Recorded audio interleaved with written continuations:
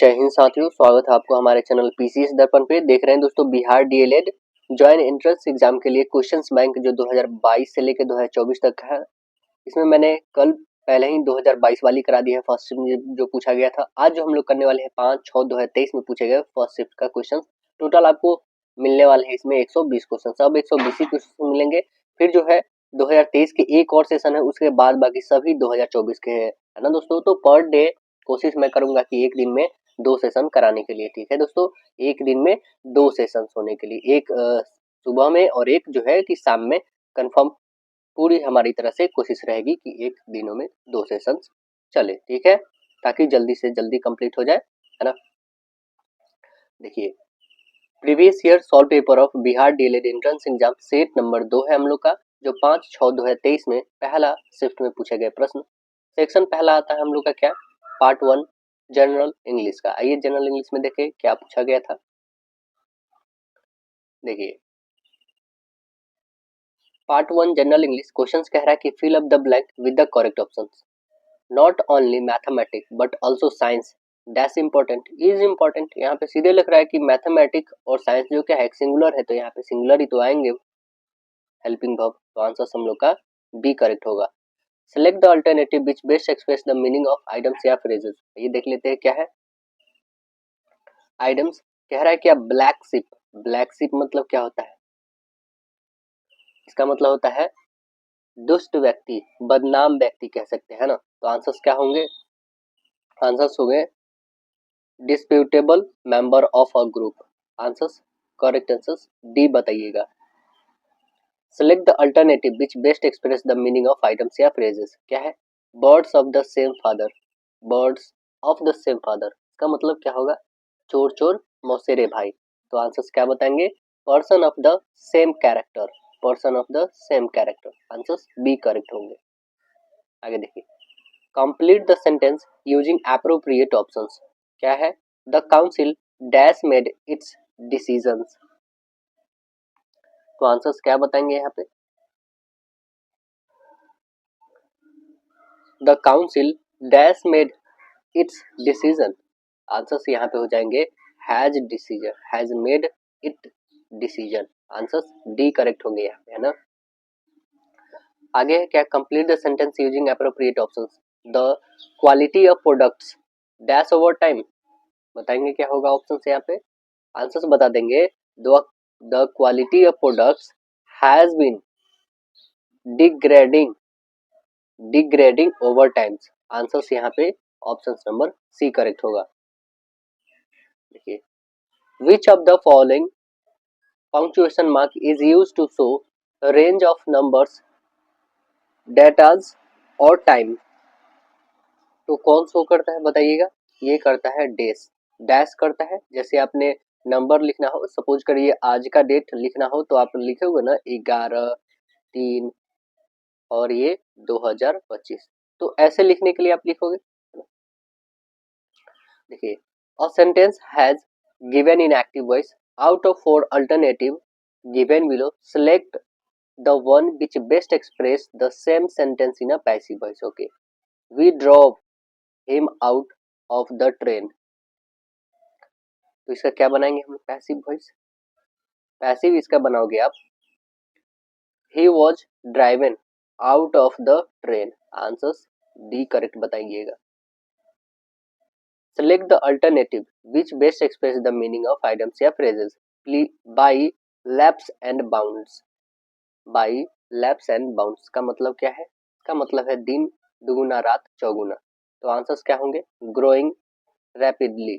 Answers C correct बताएंगे, growing rapidly. Fill up the blank with the correct options. 8 kilometers dash a long distance. तो answers हम लोग का क्या हो जाएंगे, इज होगा। 8 kilometers is a long distance. Answers A होंगे। Select the most appropriate option to change the sentence from direct speech to indirect speech। Sameer said, I will come back in 15 minutes। Sameer told that he dash back in 15 minutes। तो answers बता देंगे, would come, यहाँ पे option number A होगा। will would में change हो जाएगा। Choose the correct phrase from the given option and make a conditional sentence. क्या है? You will get the job on the condition that you dash hard. Answers क्या बताएंगे? Answers बताएंगे work hard, है ना। आंसर्स ए करेक्ट बताएंगे। Choose the correct successive device of the following sentences. I drove to the library instead dash I was too lazy to walk। तो answers क्या बनेंगे यहाँ पे? आंसर्स यहाँ पे फुलफिल होगा बिकॉज, यहाँ पे बिकॉज होगा। ऑप्शन डी करेक्ट बताएंगे। Fill up the blank with the correct options. It is spoken all, English is spoken all dash the world. बताएंगे क्या होगा? यहाँ पे बताएंगे English is spoken all over the world. Answers D correct बताएंगे। Pick out the non finite verb. देखते हैं क्या है। C hopes to succeed. बताएंगे यहाँ पे क्या है non finite verbs? Non finite succeed है। ऑप्शंस डी करेक्ट है आपका। Fill up the blank with the correct options. क्या है? Exclamation mark is generally used to show that. बताएंगे हैप्पीनेस, सैडनेस, स्ट्रॉन्ग फीलिंग या ऑल। तो आंसर्स बता देंगे option number C all. Strong feeling को भी बताता है, ये आप देखते हैं ना मार्क्स, इसी को एक्सक्लेमेशन मार्क बोले जाते हैं। Complete the sentence with the correct answers. Dash bad weather we went shelling. तो आंसर्स बता देंगे in spite of the weather, in spite of the bad weather we went sailing. Answers A correct बता देंगे।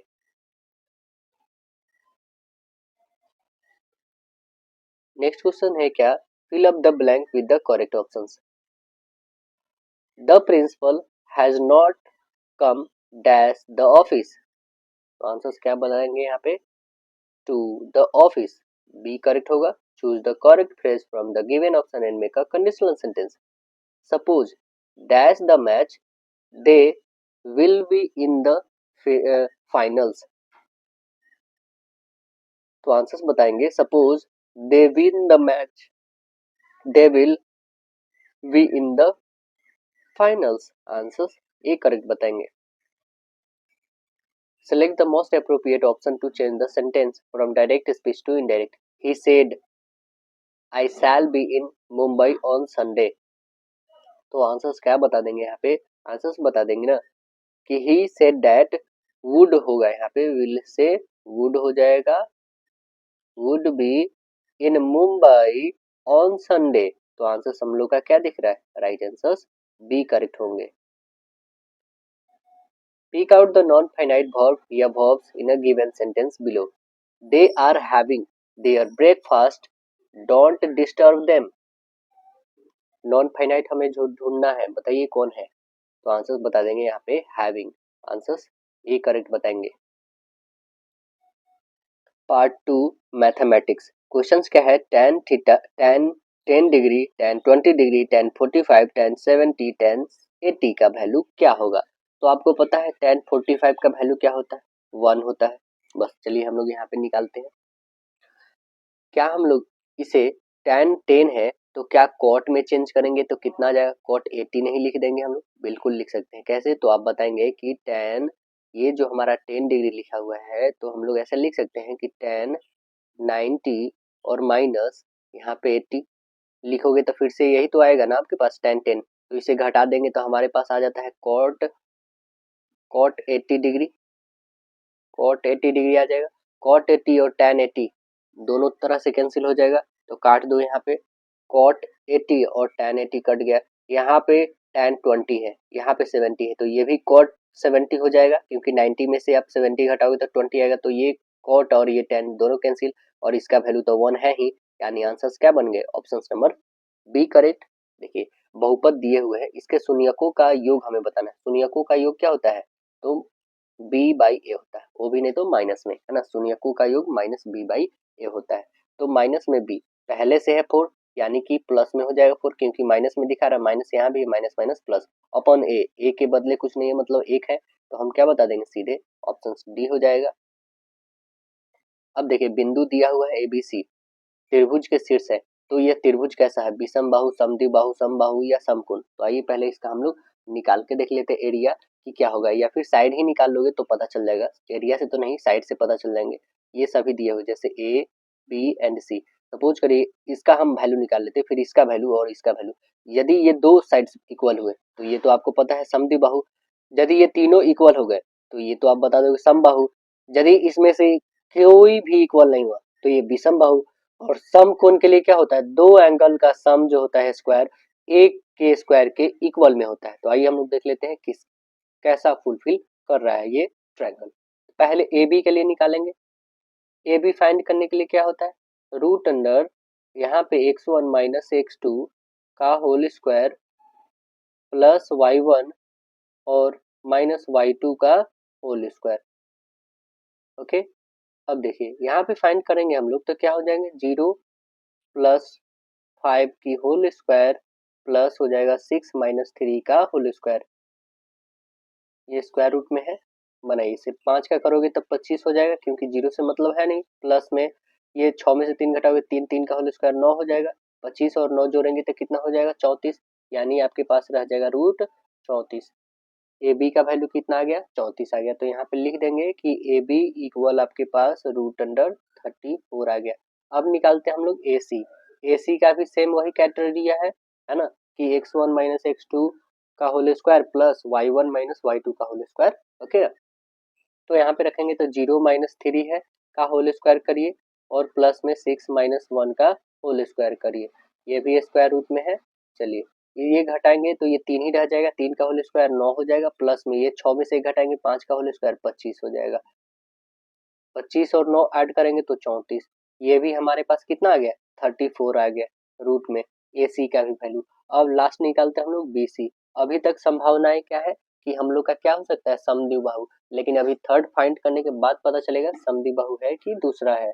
देखिए third find करेंगे तो same वही conditions लिखेंगे, रूट अंडर माइनस में 5 माइनस में 3 का होल स्क्वायर करिए प्लस ये 3 माइनस 1 का होल स्क्वायर कर दीजिए, है ना, स्क्वायर रूट है। माइनस माइनस प्लस हो जाएंगे, यानी 8 का होल स्क्वायर 64 हो जाता है, प्लस रखेंगे 3 और यहाँ से ये 1 घटाएंगे तो 2 का होल स्क्वायर 4 होते हैं।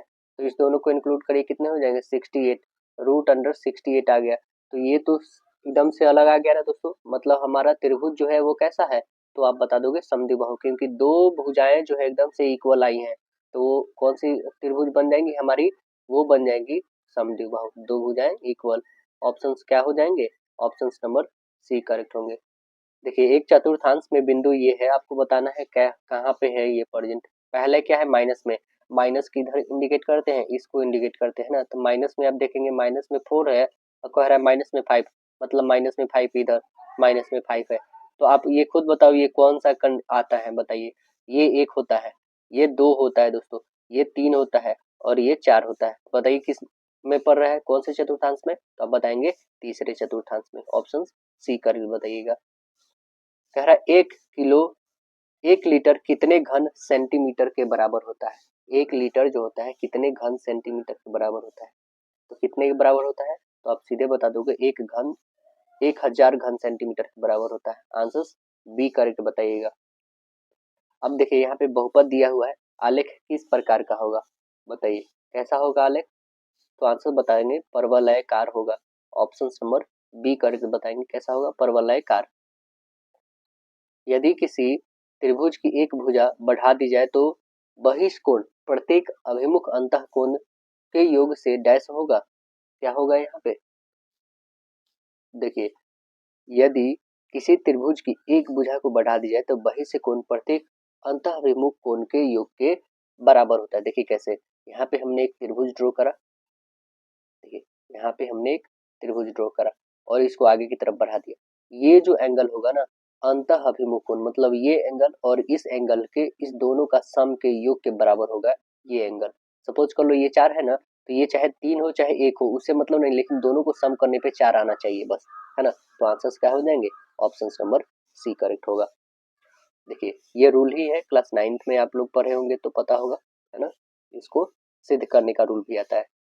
15 प्रक्षेपणों का योग दिया हुआ है 392 प्लस x तथा इन आंकड़ों का माध्य x है तो x का वैल्यू क्या होगा ये हमें बताना है। तो देखिए x का वैल्यू यहाँ पे कैसे निकालेंगे हम लोग। पहले तो माध्य हम लिखेंगे, यहाँ पे m लिख देते हैं माध्य के लिए, 392 प्लस x लिखेंगे, अपॉन में कितने हैं 15। चलिए इसे हम m को लिखते हैं दोस्तों, m को x रख लेते हैं, ठीक है ना। ये हमारा माध्य हो गया। अब क्रॉस मल्टीपल करेंगे तो 15x हो जाएगा, गुणे ये इक्वल में हो जाएगा 392 और प्लस में x, ये घटाएंगे तो 14x हो जाएगा। मतलब x की वैल्यू आप सीधे निकालोगे 392 और बटे में 14 हो जाएगा। 14 से काटेंगे तो कितने टाइम्स में कटेगा, 14 से 2 टाइम्स में 14 अट्ठे, मतलब 28 टाइम में हमें x का वैल्यू आ गया 28। तो वही तो माध्य माने थे x को। आंसर क्या आ गया, ऑप्शन नंबर डी करेक्ट आ गया। यदि एक घनाभाकार बॉक्स की लंबाई, ऊंचाई, लंबाई और चौड़ाई क्रमशः दिया हुआ है तो उसका कुल पृष्ठीय क्षेत्रफल निकाल देना है। घनाभाकार है तो देखिए इसका फॉर्मूला होता है, यदि याद होगा तो बहुत ही सिंपल में बना पाएंगे, 2 into L B plus B H plus L H होता है। बस इसी को आपको रखना है। तो रखिए 2 इंटू एल कितना है आपके पास, एल है 15 और बी कितने हैं 10 है, ओके, और प्लस बी कितने हैं आपके पास 10 और इंटू एच है 20, प्लस हो जाएगा एल कितने हैं आपके पास 20 इंटू 15। बस इसको मल्टीप्लाई कर लो तो ये हो जाएंगे 150 प्लस ये हो जाएंगे 200 प्लस ये हो जाएगा 300। सभी को इंक्लूड कर लो तो ये 500, ये 6 आगे 650 और इंटू 2 तो कितने हो जाएंगे, मल्टीप्लाई कर लेंगे तो 1300, मतलब 1300 आ गए हमारे क्षेत्रफल। देखिए है क्या ऑप्शन नंबर, यस ऑप्शन आपका पहला ही है 1300 सेंटीमीटर स्क्वायर। 10 रुपये समतुल्य वाले 400 शेयर का वार्षिक लाभांश ज्ञात करें यदि तिमाही लाभ दर 5% हो। तो देखिए 10 रुपये समतुल्य वाले 400 शेयर का कुल कीमत कितना हो जाएगा, सीधे से हम करेंगे यहाँ पे 10 गुने 400 तो कितने हो जाएंगे 4000, कितने हो गए 4000।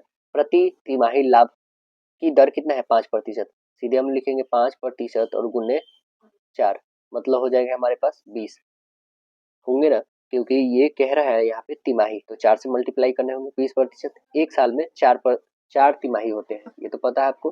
तो सीधे से हम लिखेंगे यहाँ पे 4000 गुने 20 और बट्टे 100, काटिए 2 जीरो से 2 जीरो कटेगा, ये गुणा कर देंगे तो कितने हो 4 दूना 8 और 2 जीरो, मतलब जो हमारे पास यदि तिमाही है तो उसका दर 5% है। तो हमें बताना है इंटरेस्ट कितना आ गया, तो कितना आ गया है लाभांश बदले कितना आ गया है टोटल लाभांश से तो ज्ञात करना है हमें। आंसर आ गया ऑप्शन नंबर ए 800 रुपया आ गया। देखिए 3x प्लस वाई इक्वल 243 तथा 243x माइनस वाई इक्वल 3 के कितने हल संभव है, कितने हल संभव है आइए देख लेते हैं हम लोग कितने हल संभव है। यहाँ पे आपको पता है कि इसे हम लोग a1 बोलेंगे, यहाँ पे b1, यहाँ पे ये c1, ओके, ये a2 b2 c2, ओके। चलिए बस यहाँ पे हम लोग करते हैं इसको सॉल्व। अब देखिए a1 b2 c2 ये सब हमें निकल चुका है, तो बस हम रखेंगे यहाँ पे दोस्तों पहला इक्वेशन हम लिखते हैं 3x प्लस वाई इक्वल 243 है ना, ये पहला इक्वेशन है। यहाँ से आपको पता है a b और c निकल चुके हैं। फिर सेकेंड इक्वेशन हमारा क्या है 243, यहाँ पे लिख लेंगे x माइनस में है y इक्वल है 3, ये हम लोग का सेकेंड इक्वेशन दिया हुआ है बुक में।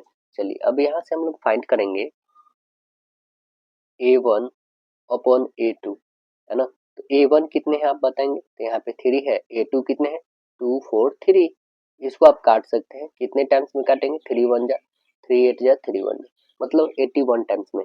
अब निकालिए b1 अपॉन b2, ये कितने आ जाएंगे आपके पास, तो b1 में देख रहे हैं 1 और नीचे भी 1, मतलब हमारे आ चुके हैं 1 अपॉन 1।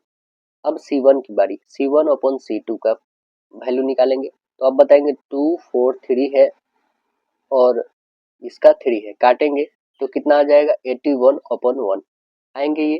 तो आपने देखा कि जो हमारे पास a1 था, जो हमारे पास a1 था एकदम से अलग है, 1 अपॉन 81 है, b1 भी एकदम से अलग है और c1 भी, मतलब कि हमारा कोई भी मैच ही नहीं कर रहा है।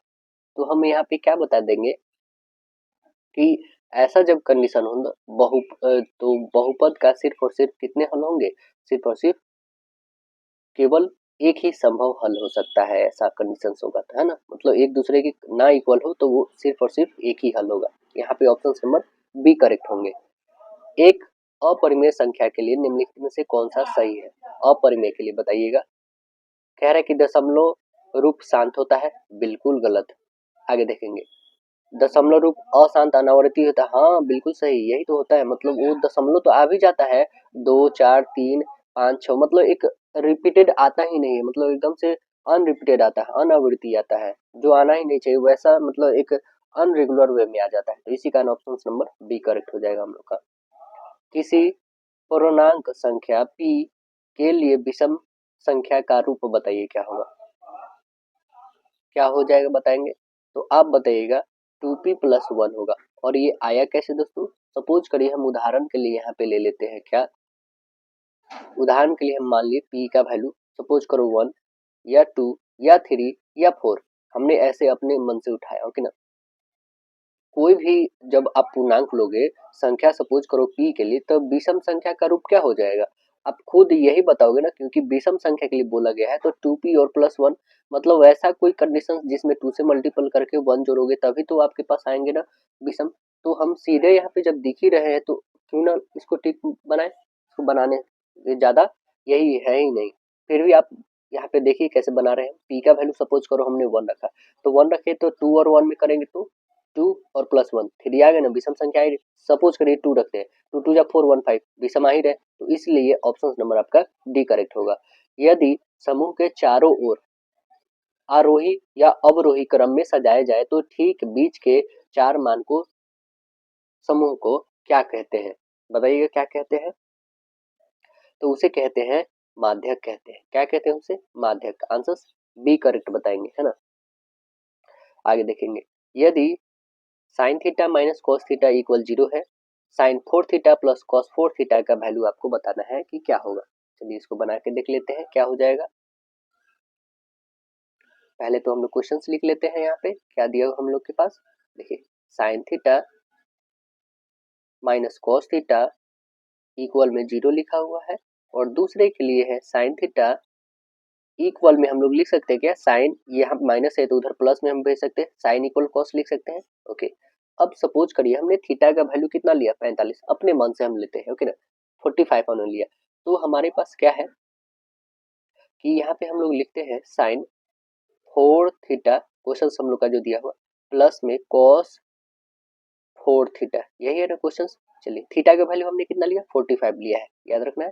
चलिए 45 जब लेते हैं तो 45 मल्टीप्लाई बाई 4 करेंगे तो कितने हो जाएंगे 90 हो जाएंगे, 90 180 आ जाएगा। ठीक है, यहाँ पे करते हैं तो 180 को हम लोग कैसे लिख सकते हैं, हम लोग ऐसे लिख सकते हैं, साइन को हम लोग लिख सकते हैं ना 90 प्लस 90 मतलब 180 हो जाएगा।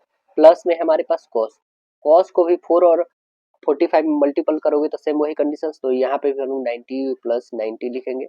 ओके, अब बताओ कि यहाँ से हमें पास क्या निकला, कॉस 90 निकला, प्लस ये हमारे पास यहाँ से निकला साइन 90 निकला।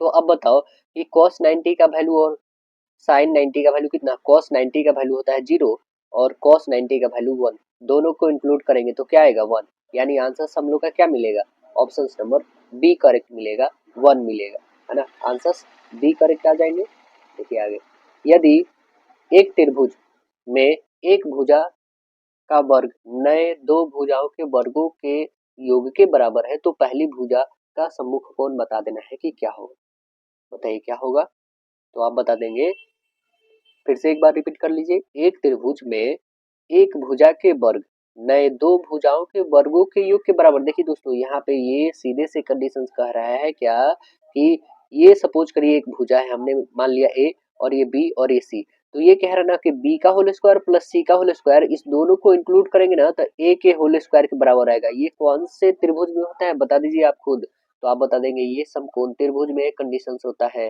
आंसर ए करेक्ट बताएंगे।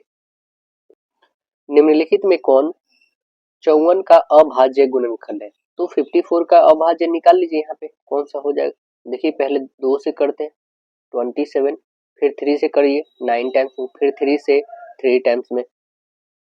अब देख लीजिए 3 टाइम्स 3 आया और 2 जो है 1 ही टाइम्स आया, तो 3 टाइम्स 3 वाला कहाँ है?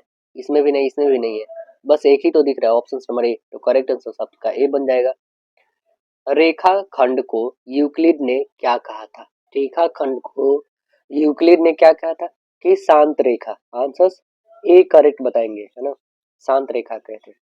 बताइए, एक बहुपद दिया हुआ मूलों का योग क्या होगा, ये हमें बताना है। देखिए कितना सिंपल क्वेश्चन पूछा गया। मूलों का योग माइनस बी बाई ए होता है।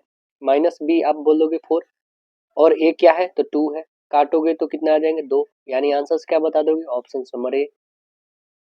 देखिए, एक वस्तु पर 15% की बट्टा दूसरे पर 20% की बट्टा के समान है, तो दोनों वस्तुओं के मूल का अनुपात क्या होगा, ये बता देना है।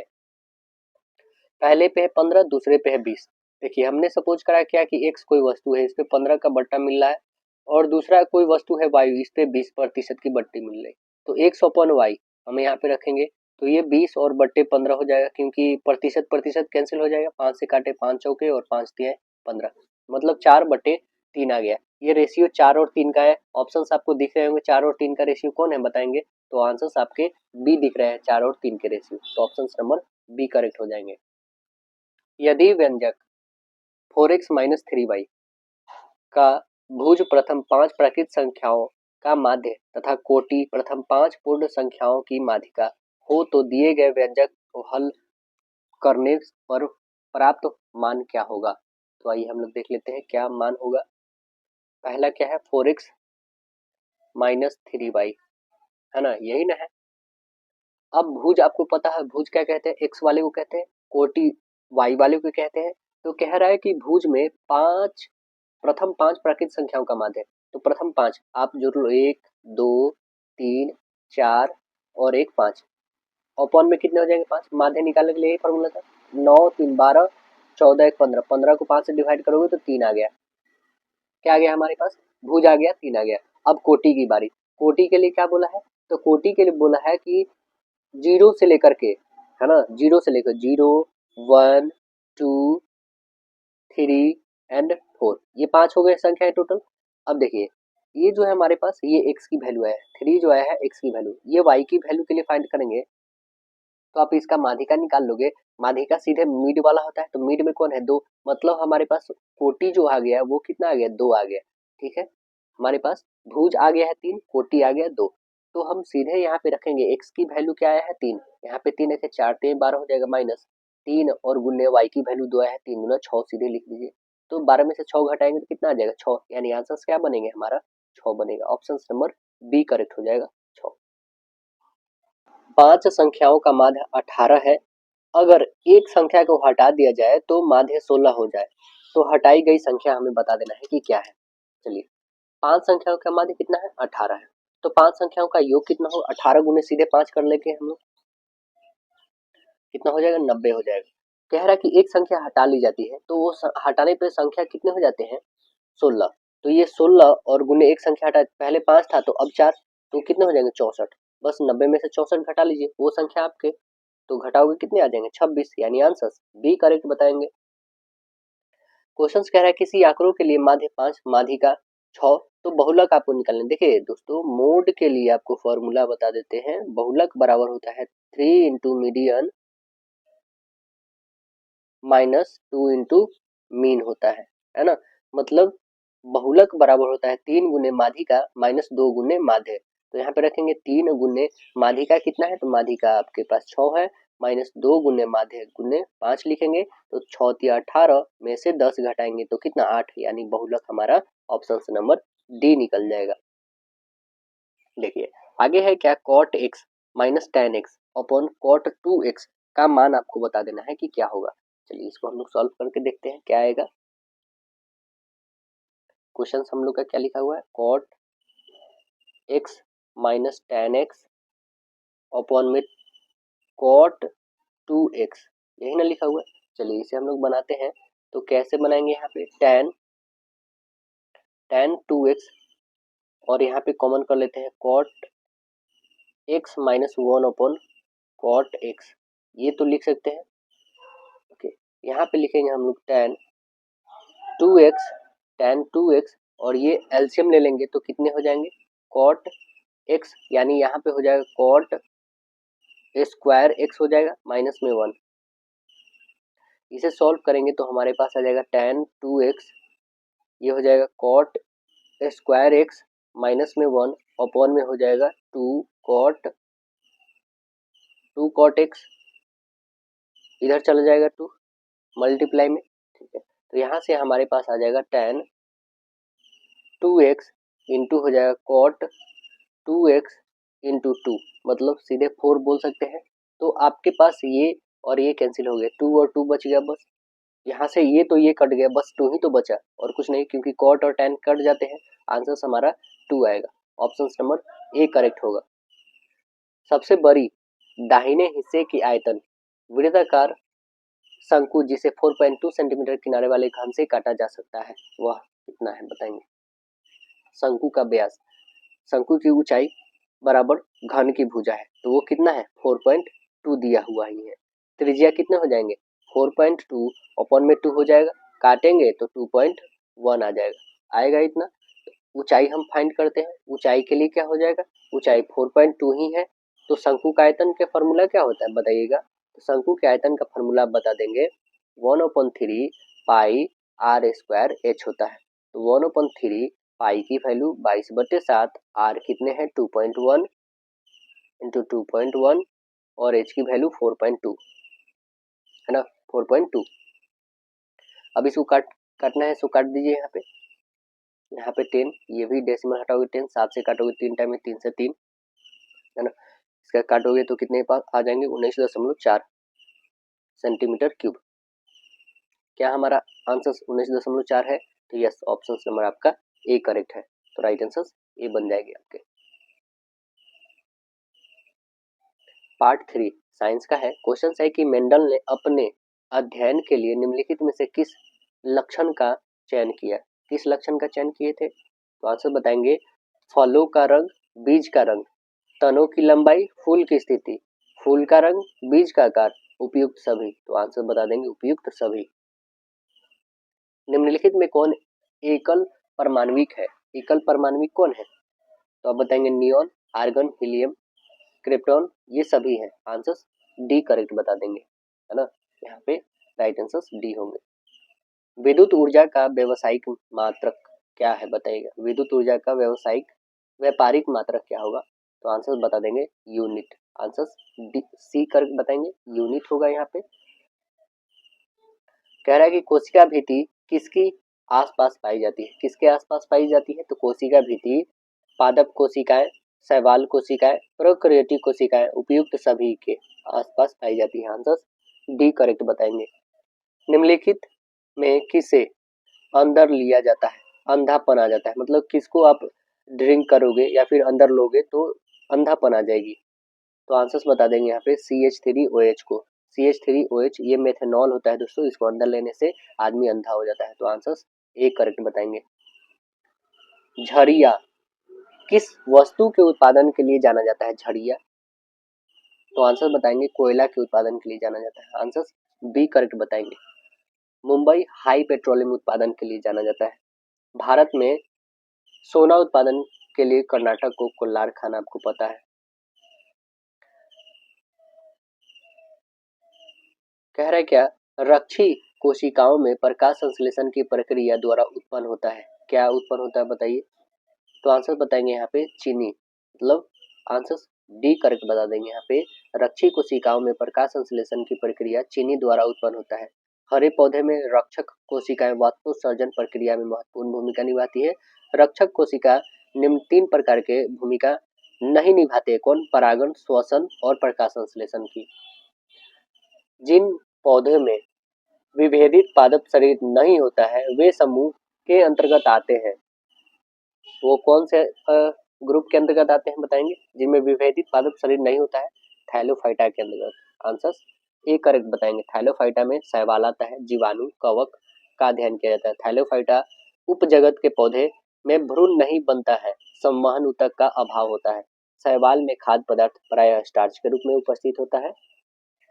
देखिए ओम के नियम को परिभाषित करने में किसका मान अचर रहता है, किसका मान अचर रहता है बताएंगे, तो आंसर्स बता देंगे ताप का मान जो है अचर रहता है। आंसर्स डी करेक्ट बताएंगे, यानी भी इक्वल क्या होता है आई आर होता है ना। आंसर्स हम लोग का ऑप्शन नंबर डी करेक्ट बताएंगे। एक विलेन लाल लिटमस को नीला कर देता है, इसका पीएच क्या होगा? इसका पीएच वैल्यू आप बता दोगे 10 होगा। ऑप्शन नंबर बी करेक्ट बता देंगे, क्या हो जाएगा 10 होगा। लिटमस पत्र जब अम्लीय होगा तो वो लाल और नीला होगा तो क्षारीय, आप समझ जाओगे। मेथनोइक जो मेथिल ऑरेंज होता है ना, जब लाल होगा तो आप समझोगे अम्लीय से अभिक्रिया कर रहा है, जब पीला होगा तो क्षारीय से, है ना। जीवाणु कोशिका की कोशिका भित्ति का प्रमुख घटक बहुलक कहलाता है, क्या कहलाता बताएंगे? पेप्टिडोग्लाइकन कहलाता है। Answer option number B correct बताएंगे। कवक की कोशिका भित्ति किसकी बनी होती है? काइटिन की बनी होती है। पादप की कोशिका भित्ति सेलुलोज की बनी होती है ना। व्यावसायिक रूप से उत्पादित किस रासायनिक पदार्थ से मिट्टी की उर्वरता बढ़ती है? किससे बढ़ता है? तो उर्वरक या फिर खाद से बढ़ती है। आंसर सी करेक्ट बता देंगे। प्रति सेकंड पृथ्वी की सतह से प्रति वर्ग मीटर ग्रह किए सौर ऊर्जा का मान कितना किलो जूल पर सेकंड होगा? तो आंसर्स बता देंगे 1.6 किलो जूल पर सेकंड होगा। आंसर्स ए करेक्ट बताएंगे। सूर्य प्रति सेकंड 4.26 मिलियन मीट्रिक टन की द्रव्यमान ऊर्जा रूपांतरित दर पर ऊर्जा को जारी करता है। शक्ति का ऐसा ही मात्रक बताइए। वाट होगा। Option B. दाब का पास्कल, बल का न्यूटन, कार्य का जूल, ऊर्जा का जूल, शक्ति का वाट। तो विद्युत धारा का आप कमेंट सेक्शन में बताइए क्या होगा। वह तत्व जिसकी परमाणु संख्या 28 है उसका सही इलेक्ट्रॉनिक विन्यास बताइए क्या होगा। बताइए क्या होगा। तो देखिए यहाँ पे जब उसका 28 है तो हमारा सही इलेक्ट्रॉनिक विन्यास क्या होगा। 28 को हम लोग कैसे लिखेंगे? ऑप्शन नंबर आपका ए ही करेक्ट है, 281602। ऑप्शन नंबर ए करेक्ट है आपका। आगे क्वेश्चन देखिएगा। जल प्रदूषण को मापने के लिए निम्नलिखित में से कौन सा परीक्षण किया जाता है जल प्रदूषण को मापने के लिए? तो आंसर बता देंगे जैव रासायनिक अभिक्रिया मांग BOD का प्रयोग किया जाता है। आंसर ए करेक्ट बताएंगे। स्पेक्ट्रम प्राप्त करने के लिए किसका उपयोग होता है? किसका उपयोग होता है? तो आंसर बताएंगे प्रिज्म का। आंसर सी करेक्ट बता देंगे, प्रिज्म का होता है। स्पष्ट प्रतिध्वनि सुनने के लिए मूल ध्वनि का परावर्तन ध्वनि के बीच कम से कम कितने समय अंतराल अवश्य होना चाहिए? कितना होना चाहिए बताइए। तो 0.1 सेकेंड होना चाहिए। ऑप्शन नंबर बी करेक्ट बता देंगे, 0.1 सेकेंड होना चाहिए। किसी भ्रमशील वस्तु की चाल 0.06 मीटर पर सेकेंड है, यह चाल निम्नलिखित में से किसके बराबर होगा? किसके बराबर होगा? तो सीधे से आप इसको और गुणने में लिख दो, यहाँ पे 18/5 गुणा कर दो, आंसर आपके सामने। तो कितने आ जाएंगे? 0.216 किलोमीटर प्रति घंटा हो जाएगा। ऑप्शन नंबर सी।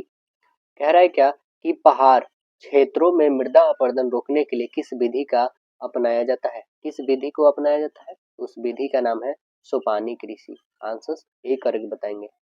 Part 4 social studies. देखिए क्वेश्चंस क्या है सोशल स्टडीज में। किसी सदस्य की मृत्यु या त्यागपत्र देने के बाद होने वाले चुनाव को क्या कहते हैं? उसे कहते हैं हम लोग उपचुनाव। आंसर बी करेक्ट बताएंगे। विधानसभा का नेता कौन होता है? तो विधानसभा के नेता मुख्यमंत्री होते हैं। आंसर ए करेक्ट बताइएगा। जालियांवाला बाग हत्याकांड की जांच के लिए सरकार ने किस समिति का गठन किया था? तो आंसर बता देंगे हंटर समिति का गठन किया था। Answer option number D correct बताएंगे। हंटर समिति 7 सदस्यीय समिति थी। हंटर समिति के अध्यक्ष लॉर्ड विलियम हंटर था। 13 अप्रैल 1919 को हुआ था, आपको पता है ये। जनरल ओ डायर के कारनामा था यह। निम्नलिखित में कौन जनसंख्या वृद्धि का घटक नहीं है? बताएंगे कौन नहीं है? लिंगानुपात नहीं है। आंसर बी करेक्ट बताएंगे। भूमिगत जल का कितना प्रतिशत भाग कृषि के लिए इस्तेमाल होता है? कृषि के लिए बताएं कितना होता है इस्तेमाल? तो आंसर बता देंगे 92% उपयोग होता है, 92%। ऑप्शन ये बता देंगे। पूरे देश में लगभग 60 से 65% जो है भूमिगत जल का उपयोग सिंचाई में किया जाता है। बिहार सबसे अधिक जनसंख्या वाला जिला कौन है? बिहार का सबसे अधिक जनसंख्या वाला जिला कौन है? तो आंसर बता देंगे वो आपकी district, option number B Patna. निम्नलिखित में कौन राष्ट्र संघ के भीतर एक संगठन नहीं था? बताएंगे निम्नलिखित में कौन राष्ट्र संघ के भीतर एक संगठन नहीं था? तो आंसर बता देंगे अस्थाई केंद्रीय अफीम बोर्ड की नहीं थी, ऑप्शन नंबर बी करेक्ट बताएंगे। राष्ट्र संघ के 6 मुख्य जो है संगठन है। राष्ट्र संघ के अनेक जो है अनुषांगी संगठन भी हैं। राष्ट्र संघ के भारत में 26 संगठन सेवाएं दे रही है। भारत में लोकतंत्र की सफलता की बड़ी बाधा क्या है? क्या है बताएंगे? तो आप बता देंगे मतदान का दुरुपयोग, अशिक्षा और गरीबी, ये सभी है। आंसर यहाँ पे डी करेक्ट बताएंगे। कह रहा है कि वन विस्तार के नजरिए से भारत का विश्व में कौन सा स्थान है? बताइए कौन सा स्थान है भारत का? तो आंसर बताएंगे 10वां, आंसर सी करेक्ट बताएंगे। फर्स्ट पे कौन है? रूस है, सेकंड पे कनाडा, थर्ड पे ब्राजील, फोर्थ पे अमेरिका, पांचवें पे चीन, छठे पे ऑस्ट्रेलिया, सातवें पे है आपका कांगो, आठवें पे अर्जेंटीना, नौवें पे इंडोनेशिया, 10वें पे आता है भारत का नंबर। आगे है तबला पालन प्रणाली के लिए चुनी गई सामान्य मछलियां कौन सी है? तालाब पालन प्रणाली के लिए चुनी गई मछली कौन कौन सी है बताएंगे? तो आंसर्स बता देंगे कैटलस, रेहू, कॉमन कार्पस और ग्रास कार्पस है। आंसर्स सी करेक्ट बताएंगे। भारत में तांबा गलाने का आधुनिक कारखाना सबसे पहले कहाँ खुला? सबसे पहले कहाँ खुला? तो आप बताएंगे घाटशिला में। आंसर बी बता देंगे घाटशिला। यंग इंडिया किसकी पत्रिका है? यंग इंडिया बताइए किसकी पत्रिका है? तो आंसर बताएंगे महात्मा गांधी की। आंसर डी करेक्ट बताएंगे महात्मा गांधी की। 1919 में यह शुरू किए थे। यंग इंडिया में महात्मा गांधी ने 1930 में अपना प्रसिद्ध 11 सूत्री मांग को रखा था। यंग इंडिया पुस्तक 1916 में लाला लाजपत राय जी के द्वारा लिखी गई। भारत के सबसे ऊंचे शिखर केटू की ऊंचाई बताइए कितनी है? केटू का ऊंचाई कितना है? तो 8611 मीटर। आंसर सी करेक्ट बताएंगे 8611। केटू को गार्डविन अस्टीन के नाम से भी जाना जाता है। केटू वर्तमान में पीओके में स्थित है। केटू काराकोरम की सबसे ऊंची चोटी है। भारत में अवस्थित सबसे ऊंची चोटी कंचनजंगा है जिसकी ऊंचाई 8586 मीटर है। अन्नपूर्णा पर्वत शिखर नेपाल में अवस्थित है जिसकी ऊंचाई लगभग कितना है? 8078 मीटर है। निम्नलिखित में कौन स्वच्छ जल संसाधन का स्रोत नहीं है? बताइए कौन नहीं है, आपको बताना है। तो आंसर बता देंगे महासागर नहीं है। आंसर बी करेक्ट बताएंगे। महासागर जल का सबसे बड़ा स्रोत है। पृथ्वी पर उपलब्ध कुल जल संसाधन में लगभग 97% जल महासागर का जल है। महासागर का जल मानव के लिए उपयोगी नहीं है। लंदन में अनिवार्य प्राथमिक शिक्षा कानून कब लागू हुआ? कब लागू हुआ? तो आंसर बताएंगे 1870 में। आंसर बी करेक्ट बताएंगे। 1870 की शिक्षा अधिनियम इंग्लैंड और वेल्स में प्राथमिक शिक्षा से था। डॉक्टर भीमराव अंबेडकर ने किस मौलिक अधिकार को संविधान की आत्मा कहा है? बताइए किसको कहे हैं? तो आंसर बता देंगे संवैधानिक उपचारों के अधिकार को, आर्टिकल 32 अनुच्छेद 32 को। Option D correct. 1917 में कौन सा देश प्रथम विश्व युद्ध से अलग हुआ? कौन सा हुआ था देश? आंसर बताएंगे रूस हुआ था। आंसर बी करेक्ट बताएंगे रूस। हल्के और तेज चलाने वाले जहाज कैरावल को किसने बनाया था? कैरावल को किसने बनाया था? तो आंसर बता देंगे पुर्तगालियों ने। आंसर बी करेक्ट बता देंगे पुर्तगालियों ने। झारखंड को राज्य का दर्जा कब मिला? झारखंड को राज्य का दर्जा 15 नवंबर 2000 ईस्वी को मिला। आंसर ए करेक्ट बताएंगे। हमारे फसली क्षेत्र का कितना प्रतिशत भाग तिलहन से आच्छादित है? कितना प्रतिशत है? तो आप आंसर बता देंगे 12%। आंसर ए करेक्ट बता देंगे। पांचवा सेक्शन जो है लॉजिकल एंड एनालिटिकल रीजनिंग है। देखिए एक कार्यालय में 20 लोग काम करते हैं। 5 का समूह सुबह 8 बजे से दोपहर 2 बजे के बीच का काम है। 10 का समूह जो है सुबह 10 से 4 बजे तक का काम है। 5 का तीसरा समूह जो है 12 से लेकर 6 बजे तक का काम है।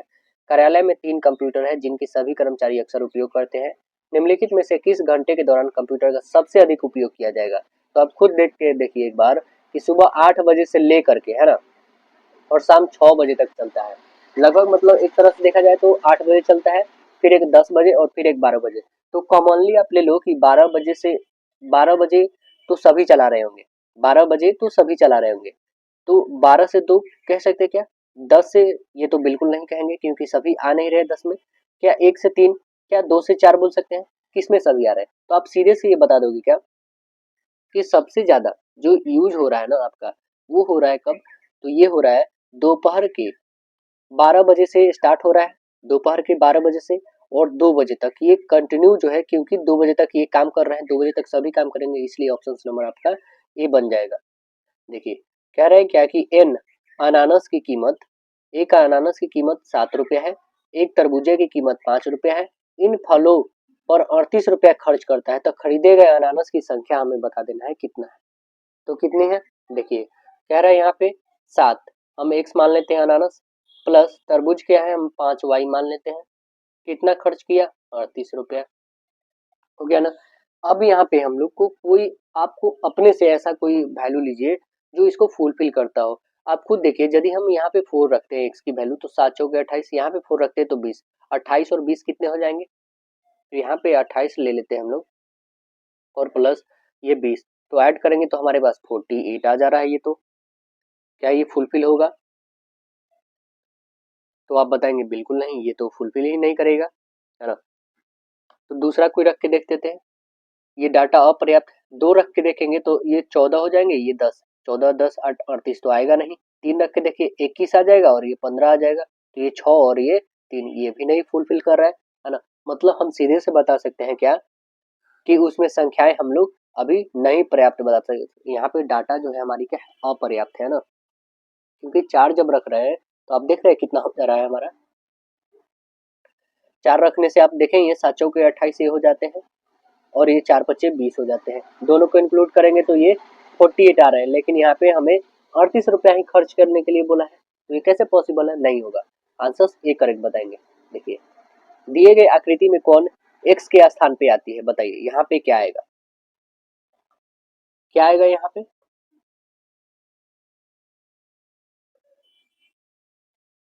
तो यहाँ पे हम लोग देखेंगे ये कैसे आया है। देखिए ये 370 आपको बताइए दोस्तों, यदि आप 7 का क्यूब करो और 3 का क्यूब करो, दोनों को इंक्लूड कर दो तो 370 कन्फर्म है ना। वैसे ही यहाँ पे 224, इसका क्यूब करो इसका क्यूब करो, तो वैसे एक का क्यूब करो तो एक ही रह जाएगा। अब एक में आप किसका क्यूब ऐड करोगे जो 730 हो जाएगा, तो 729 आता किसका है ये पहले आप देखोगे, तो 729 आता है वो 9 का क्यूब आता है। तो आंसर हम लोग का ए करेक्ट बन जाएगा। देखिए निम्नलिखित में से कौन सा अक्षर एच और पी के बीच में है? एच कितने पे 8 पे आता है, पी कितने पे आता है 16, 8 और 16 के बीच में कौन आएगा? तो 9 10 11 12 13 14 15। ये देखिए बीच में कौन आएगा? इधर से 2 इधर से 2 इधर से 2 इधर से 2, तो ये बीच में ये आ रहा है। ये दो संख्याएं कौन कौन है? 9 10 11 1 12 1 13, 12 और प्लस 13, 12 और 13 यही ना दो संख्याएं हमारी। इधर से भी 3 इधर से भी 3 हमने गया, ठीक है ना। तो हमारी 12 और 13 के बीच में फंस रही है, ये कौन सी आखिर संख्याएं हो सकती है? देखिए यहाँ से हमने 8, पी जो है तो है 16 पे, तो देखिए यहाँ से हम लोग चलते हैं 8 और 4 12 यहाँ पे लेते हैं, और यहाँ 12 4 16, ये ऐसा एल है जो दोनों के बीच से हमारा डिफरेंस इक्वल है, यानी आंसर बी करेक्ट होगा। देखिए लोकसभा अध्यक्ष, तो राज्यसभा में क्या होते हैं बताइएगा? तो राज्यसभा में उपराष्ट्रपति उसके अध्यक्ष होते हैं। आंसर डी करेक्ट बताएंगे। लापता संख्या आपको बताना है, बताइए 1 2 6 24 120 क्या आएंगे? तो सभी में देखेंगे एक से, इसमें 2 में गुणा किया, इसमें 3 में गुणा किया, इसमें 4 में गुणा किया, इसमें 5 में, तो इसमें 6 में, 12 छक्के 72 यानी 720। चुने गए संख्या की जोड़ी आगे क्या आएगी बताइएगा? तो 2 3 4 5 6 4 8, तो आगे क्या आएगी? तो देखिए ये कैसे बनाया गया है, 2 3 को बस लीजिए, 2 3 का आप यहाँ पे 5 6 से रिलेटेड करिए, ठीक है। 2 3, तो यहाँ से 3 यहाँ से भी 3 इंक्लूड हुआ, ये 4 के लिए 4 बस यूं ही छोड़ दीजिए इसको, है ना। फिर आगे देखेंगे तो क्या आना चाहिए हमारे पास? तो 8 के बाद यहाँ पे 9 आना चाहिए, यहाँ पे 9 आना चाहिए, बट 9 से बाद भी एक संख्या बताना है तो वो 4 आएगा। क्यों? क्योंकि 4 एक 2 हर एक संख्या के बाद आ रही है, तो 9 और 4 ऑप्शन नंबर ए करेक्ट बन जाएंगे आपके। इसमें बताना है कि धूम्रपान करने वाले वकीलों और धूम्रपान न करने वाले को दिखाना है। कौन सा आरेख को दिखाएंगे? तो धूम्रपान करने वाले वकील भी हो सकते हैं और नहीं भी करने वाले वकील भी हो सकते हैं, यानी आंसर हम लोग का ए करेक्ट बनेगा। 3-3 की संख्या 6 व्यक्तियों की 2 पंक्ति में बैठे हैं। ई किसी सिरे पर बैठा हुआ है। डी एफ के बाईं ओर दूसरे पे है। सी ई की पड़ोसी है और डी के विकर्णवत सामने बैठा है। बी एफ का पड़ोसी है, तो बताएं बी के सामने कौन बैठा है? चलिए यहाँ पे हम लोग बी के सामने बैठा देते हैं। ए, फिर ई और यहाँ पे सी है। यहाँ पे बैठा हुआ डी, बी और एफ बैठा हुआ। ठीक, तो आप देखेंगे क्या कि हमें बी के सामने कौन है? ई तो है, ऑप्शन नंबर डी करेक्ट होगा आपका। देखिए इसमें बताना है लुप्त संख्या क्या आएगा। तो देखिए ये एफ है, एफ के बाद यहाँ पे क्या आ गया? आई। तो ये 3 आपने देखा कि बढ़ा है। फिर देखिए 12, 12 और यहाँ पे 14 आ चुका है, 2 घटा हुआ है, 12 से हमारे पास 14 आया गया, मतलब 2 बढ़ा हुआ, 12 2 14, 2 बढ़ा हुआ है। यहाँ 16 और 3 19। आपने देखा पहले क्या है? 3 और फिर कितना बढ़ा है? 2, फिर कितना बढ़ा है? 3। आपने देखा 3 2 3, ऐसे कोई फॉलो होना चाहिए हमारा। तो 12, 12 यहाँ पे एल का वैल्यू कितना होता है? 12, 12 और 3 कितने? 15, यानी ओ आएगा। फिर ये 16, 16 2 18, 18 मतलब आर आएगा। ये 22, 22 और 3 कितने हो जाते हैं? 22 3 25, मतलब वाई आने चाहिए।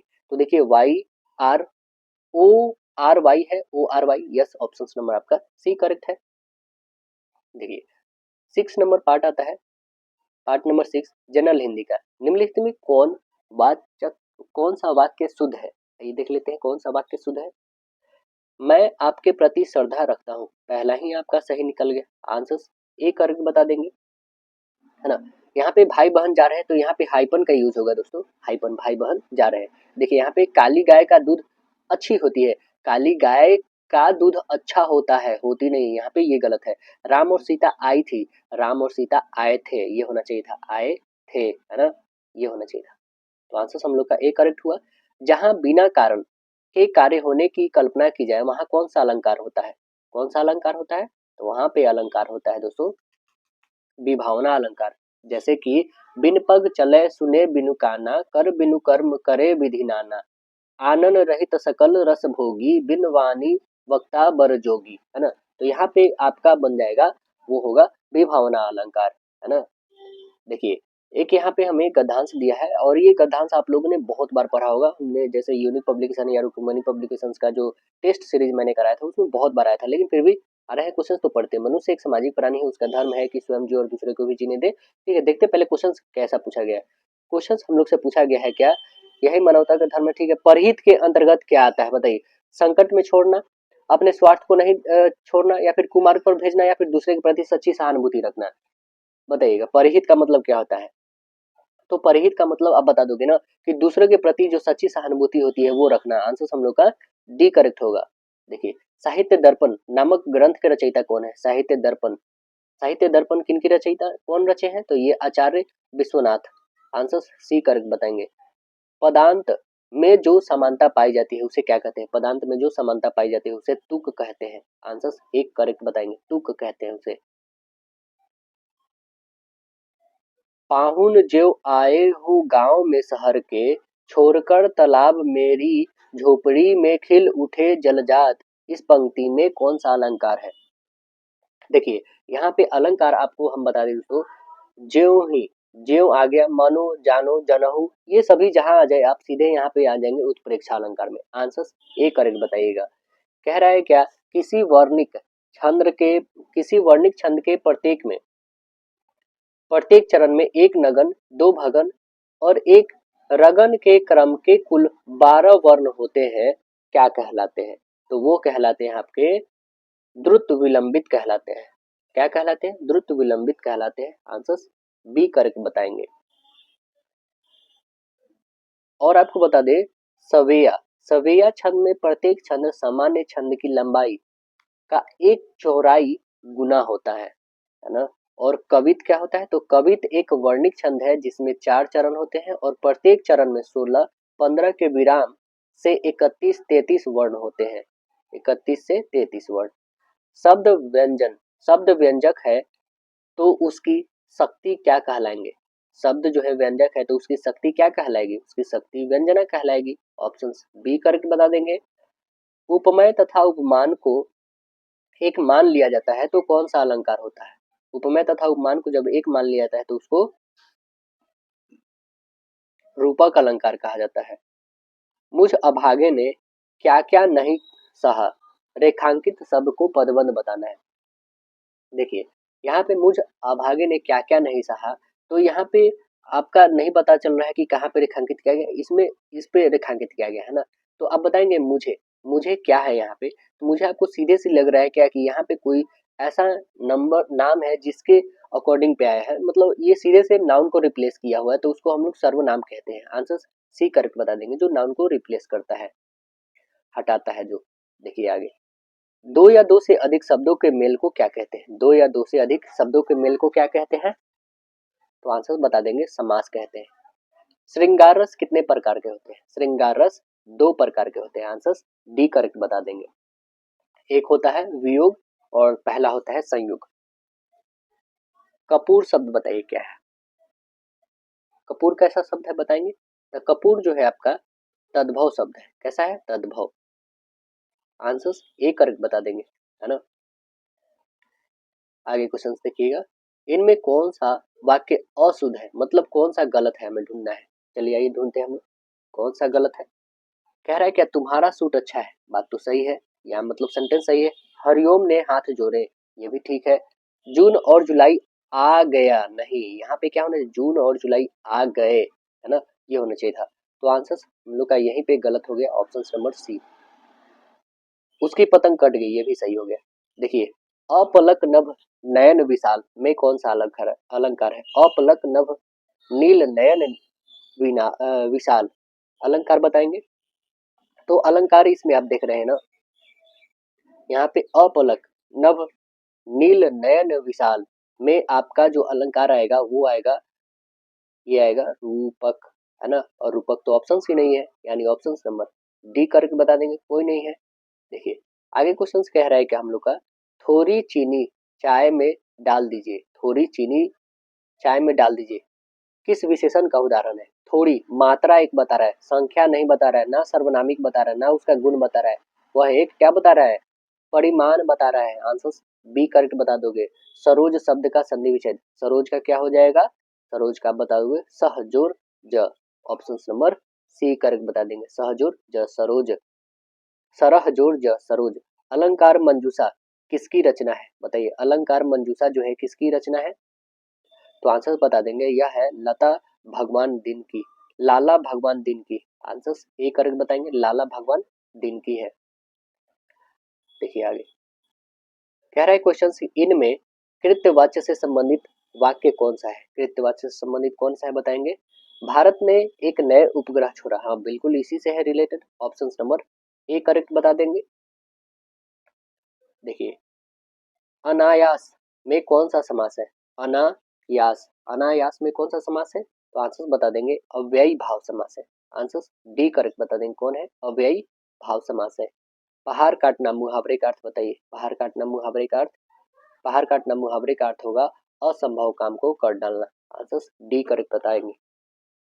देखिए आगे है, को घाटी अ को घटी अ वृष भानुजा वे हवलदार के वीर में कौन सी व्यंजना है? इसमें कौन सी व्यंजना है? तो आंसर बताएंगे, शाब्दी व्यंजना है। आंसर ए करेक्ट बता देंगे, शाब्दी व्यंजना है। शब्द पर आधारित व्यंजन को शाब्दी कहते हैं, अर्थ पे आर्थी कहते हैं। उसका भाई व्यापारी है, उपयुक्त विषय में विधेय आपको बता देना है। विधेय क्या हो जाएगा? तो विधेय यहाँ पे व्यापारी होगा। आंसर सी करके बता देंगे। आई ऐसी अद्भुत बेला, ना रोक सका ना विहंस सका, इसमें अलंकार बताइए, कौन सा अलंकार है? तो आंसर बता देंगे, सीधे ये विरोध किया गया, आंसर विरोधाभास। आंसर डी करेक्ट बताएंगे। काला अक्षर भैंस बराबर, लोकतियों का अर्थ क्या होगा? काला अक्षर भैंस बराबर, तो आप आंसर बता देंगे निरक्षर होना। आंसर सी करेक्ट बताएंगे। तो आशा है दोस्तों वीडियो पसंद आया होगा, मिलते हैं नेक्स्ट सेशन में, जब तक के लिए धन्यवाद।